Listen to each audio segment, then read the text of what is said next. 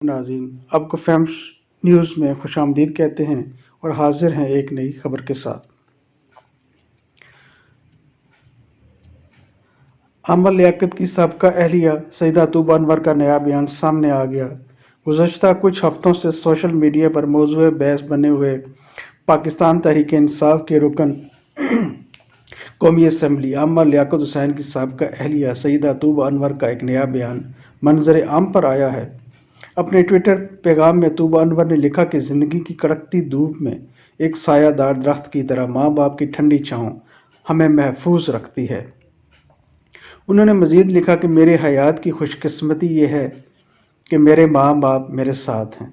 ساتھ میں اپنے والدین کی تصویر شیئر کرتے ہوئے انہوں نے دعا کی کہ اللہ تعالیٰ تمام لوگوں کے ماں باپ کو صحت دے۔ خیال رہے کہ سیدہ طوبیٰ انور عامر لیاقت کی دوسری بیوی کے طور پر منظر عام پر آئی تھیں، تاہم شوہر کی تیسری شادی کے بعد انہوں نے عامر لیاقت سے علیحدگی اختیار کر لی تھی۔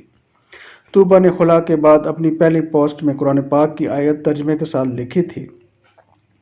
سیدہ طوبیٰ انور نے اپنے ٹویٹ میں لکھا تھا کہ جو لوگ پاک دامنوں بے خبر ایمان والیوں پر تہمت لگاتے ہیں ان پر دنیا اور آخرت میں لعنت ہے اور ان کے لیے بڑا عذاب ہے۔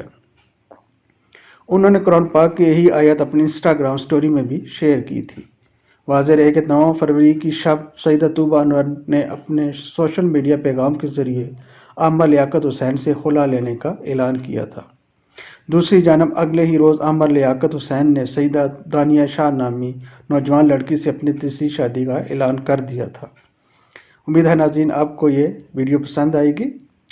اس چینل کو سبسکرائب کریں، ویڈیو کو لائک کریں اور شیئر کریں۔ شکریہ۔